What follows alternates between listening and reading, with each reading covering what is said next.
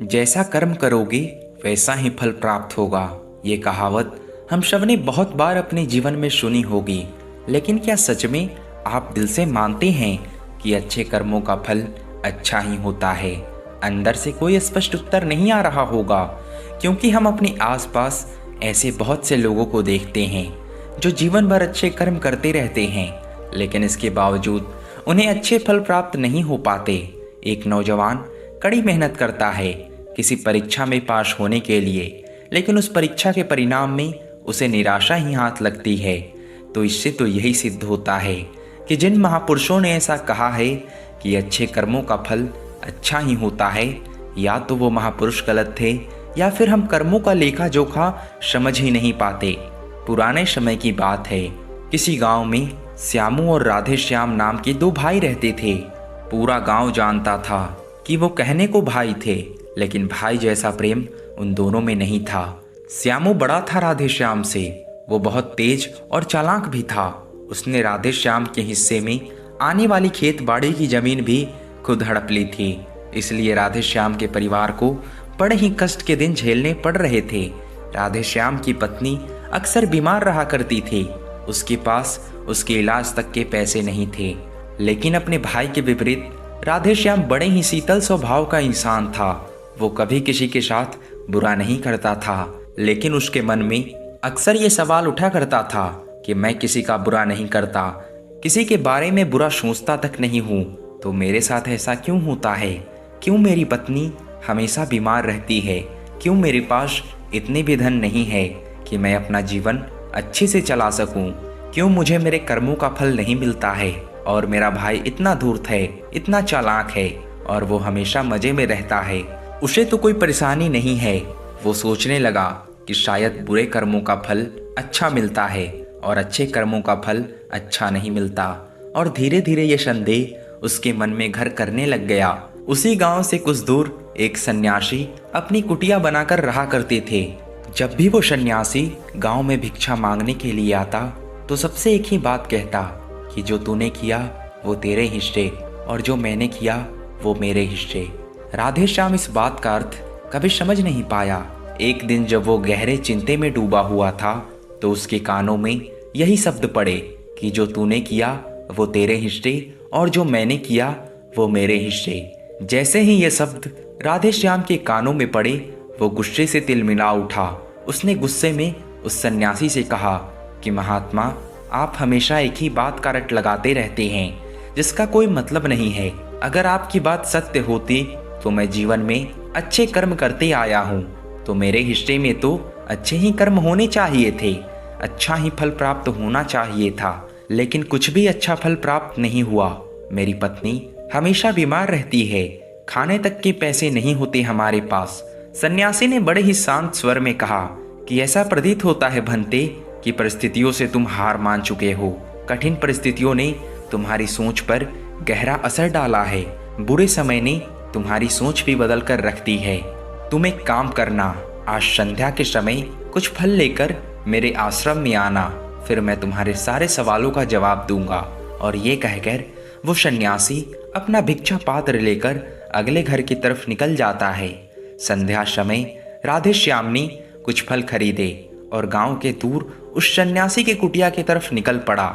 जैसे जैसे वो रास्ते पर आगे बढ़ रहा था, उसे अथाह शांति का अनुभव हो रहा था।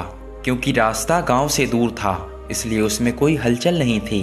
बस रास्ते में जगह जगह कुछ लंगूर और बंदर दिखाई दे रहे थे।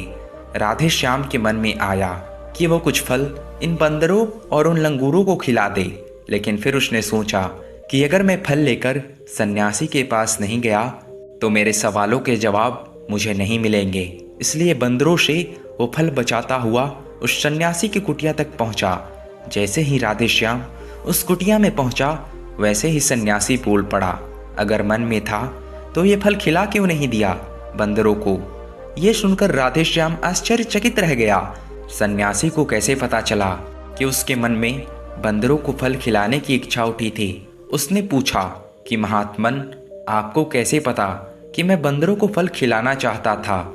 सन्यासी ने बड़े ही शांत स्वर में कहा कि जरूरी ये नहीं कि मुझे कैसे पता चला, हम तो सन्यासी हैं। सबके मन की बात पढ़ लेते हैं। जरूरी ये बात समझना है कि किस तरह एक बछड़ा हजारों गायों के बीच अपनी माँ को ढूंढ लेता है, उसी प्रकार कर्म अपने कर्ता को ढूंढ ही लेता है। ये कर्म मेरे हाथों ही लिखा था। और ये कहकर सन्यासी ने उसके हाथ से फल लिए और बंदरों को खिलाना शुरू कर दिए।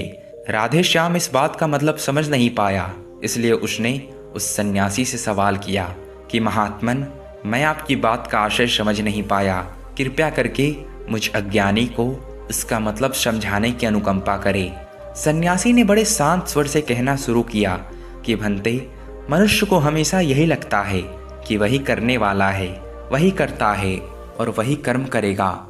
लेकिन समझने की बात ये होती है कि कर्म आपका खुद चुनाव करता है, आप कर्म का चुनाव नहीं करते। अगर आप किसी काम को करने के योग्य हैं तो हजारों लोगों के बीच में से कर्म आपको अपने आप ढूंढ कर निकाल लेगा। इसलिए योग्य बनने पर ध्यान दो, कर्म करने पर ध्यान मत दो। अगर तुम सिर्फ कर्म करने पर ध्यान दोगे तो कभी योग्य नहीं बन पाओगे। योग्य बनने के लिए जिन कर्मों की आवश्यकता होती है, पहले उन छोटे छोटे कर्मों को करना शुरू करो, और जब तुम योग बन जाओगे तो बड़ा कर्म या मुख्य कर्म या फिर जिस कर्म के लिए तुम बने हुए हो वो कर्म तुम्हारे पास खुद चल कर आएगा। उदाहरण के लिए तुम इन बंदरों को देखो। इन बंदरों ने छोटे छोटे कर्म करके पेड़ों पर चढ़ना सीखा, गुलाटियाँ लगाना सीखा, और इसी प्रकार छोटे छोटे कर्म करते हुए ये मुझ तक पहुँच गए। और मुझ तक पहुँचने के बाद इनके पास इनका खाना खुद ही पहुँच गया। इसलिए अपनी रोजमर्रा की जिंदगी में छोटे छोटे कर्म करते हुए अपने आप को योग्य बनाते जाओ, और जब तुम योग्य बन जाओगे तो अपने आप बड़ा लक्ष्य तुम्हें प्राप्त हो जाएगा। सन्यासी ने अगला कथन कहना शुरू किया, जो कि बहुत ही जरूरी था। ध्यान लगाकर सुनना। अगर तुम योग्य बनने के लिए कर्म करोगे तो दूसरे लोगों के कर्म भी तुम्हें प्रभावित करने लगेंगे। उदाहरण के लिए तुम्हारी पत्नी कई दिनों से बीमार है। तुम अक्सर यही सोचते हो कि मुझे किन कर्मों की सजा मिल रही है, लेकिन समझने की बात यह होती है कि तुम्हारी पत्नी बीमार अपने कर्मों की वजह से है, तुम्हारे कर्मों की वजह से नहीं।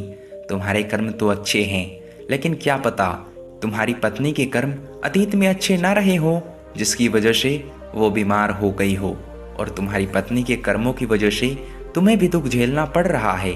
और इसी प्रकार बहुत से मनुष्य अपने बच्चों की वजह से, अपने परिवार की वजह से, इन सब की वजह से खुद दुख झेल रहे होते हैं। लेकिन जरा सोचो, अगर तुम योग्य होते तो तुम अपनी पत्नी का खुद इलाज करवा पाते, उसकी बीमारियां दूर करवा पाते।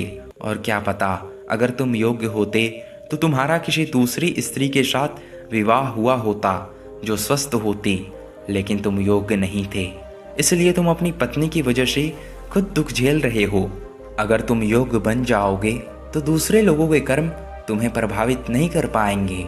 सन्यासी ने राधे श्याम को चेतावनी देते हुए कहा कि याद रखना राधे श्याम, आपको वो नहीं मिलता जो आप चाहते हो, बल्कि वो मिलता है जिसके आप योग्य हो। इसलिए अपनी योग्यता को बढ़ाने पर काम करो, उसके लिए कर्म करो। कर्म का फल पाने के लिए कभी मत कर्म करो। राधे श्याम ने सन्यासी से हाथ जोड़कर एक सवाल पूछा कि महात्मन, मुझे ये बताने की अनुकंपा करे कि मैं अपनी योग्यता किस प्रकार बढ़ा सकता हूँ कि मेरा मुख्य कर्म मुझे खुद ढूंढ सके।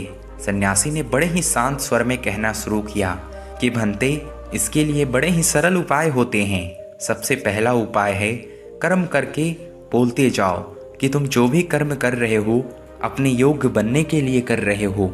उस कर्म को करने के बाद भूल जाओ, ये मत सोचो कि उससे तुम्हें क्या प्राप्त हुआ। इसीलिए कहा जाता है कि कर्म करो, फल की चिंता मत करो। अगर तुम फल की चिंता करोगे तो वास्तविकता में तुम कर्म कर ही नहीं रहे होगे। अक्सर मनुष्य की पीड़ा का ये एक बहुत बड़ा कारण होता है। वो सोचता है कि मैं कर्म तो अच्छा कर रहा हूँ, लेकिन मुझे फल प्राप्त नहीं हो रहे, और यही पीड़ा उसके मन को ठेस पहुँचाती रहती है, उसको अपने लक्ष्य से भटकाती रहती है। किसी कर्म को करने के बाद अपना आकलन जरूर करे, लेकिन फल की चिंता ना करे। राधे श्याम ने सन्यासी से सवाल किया कि महात्मन, हम अपना आकलन कैसे कर सकते हैं। सन्यासी ने उत्तर दिया कि भंते, जब भी तुम कोई काम पूरा करते हो तो काम पूरा करने के बाद खुद से ये सवाल पूछो कि क्या इस काम को करते समय तुम्हारा ध्यान किसी काम पर टिका हुआ था या तुम्हारा ध्यान कहीं और भटक रहा था। इस तरह तुम खुद का आकलन कर पाओगे कि तुम कितने ध्यान के साथ उस काम को कर रहे थे, और जितने ध्यान से तुम किसी कर्म को करोगे उतनी ही तुम्हारी योग्यता बढ़ती जाएगी। वो कर्म तो पूरा हो जाएगा लेकिन उसका फल तुम्हें प्राप्त नहीं होगा। इसलिए अपना आकलन इस प्रकार करो कि तुम्हारा ध्यान वहाँ पर टिका हुआ था या नहीं, क्या तुम्हारे विचार तुम्हें कहीं भटका ले गए थे, और कोशिश करो कि तुम्हारे विचार अगली बार जब तुम ये काम करो तो उसी कर्म पर टिके रहें, इधर उधर दूसरी बातों में भटके ना। राधे श्याम ने इस पर एक सवाल पूछा कि महात्मन, जब भी हम कोई कर्म करते हैं तो हमारा मन विचारों से ग्रस्त होता है, वो तरह तरह की बातें सोचने लगता है, तो हम किस तरह अपने मन को एक ही कर्म पर टिका कर रख सकते हैं? इसके लिए कोई उपाय बताए। सन्यासी ने इसका उत्तर देते हुए कहना शुरू किया कि भंते, जब भी तुम किसी कर्म को करते समय अपना पूरा भाव उसमें डाल देते हो तो तुम्हारे विचार उसी कर्म पर केंद्रित रह सकते हैं। पूरी निष्ठा, प्रेम और सद्भाव के साथ किया गया कर्म तुम्हारे विचार को इधर उधर नहीं भटकने देते। विचार तभी तुम्हें दूसरी दिशाओं में बहाकर ले जाते हैं जब तुम उस कर्म को पूरी निष्ठा के साथ नहीं करते, उसमें पूरा प्रेम नहीं डालते, उसमें पूरा भाव नहीं दिखाते। जब ये तीनों चीज तुम उस कर्म में डाल देते हो तो स्वाभाविक रूप से तुम पूरी तरह उस कर्म में सम्मिलित हो जाते हो और तुम्हारा मन और मस्तिष्क एक ही जगह पर टिका रहता है। सन्यासी ने अपनी बात खत्म करते हुए कहा कि अगर कोई इंसान, कोई मनुष्य इन उपायों का सही तरीके से इस्तेमाल करता है, उनका पालन करता है, तो वो किसी भी कर्म के लिए अपने आप को योग्य बना सकता है, और एक बार अगर वो योग्य बन जाता है तो उसी बछड़े की भांति उसका कर्म उसे अपने आप ढूंढ लेता है। राधे श्याम को कुछ फलों के बदले जीवन भर का ज्ञान मिल चुका था, उसे स्पष्टता मिल चुकी थी, उसके सारे मन के सवाल खत्म हो चुके थे। उसने सन्यासी को प्रणाम किया और वहां से अपने घर के लिए निकल पड़ा। रात हो चुकी थी और रास्ते पर अंधेरा छाया हुआ था। वो इन बातों के बारे में विचार करता हुआ अपने घर की तरफ निकल पड़ता है। तो दोस्तों, अगर इस वीडियो से कुछ सीखने को मिला हो तो प्लीज़ हमारे चैनल को सब्सक्राइब कर ले।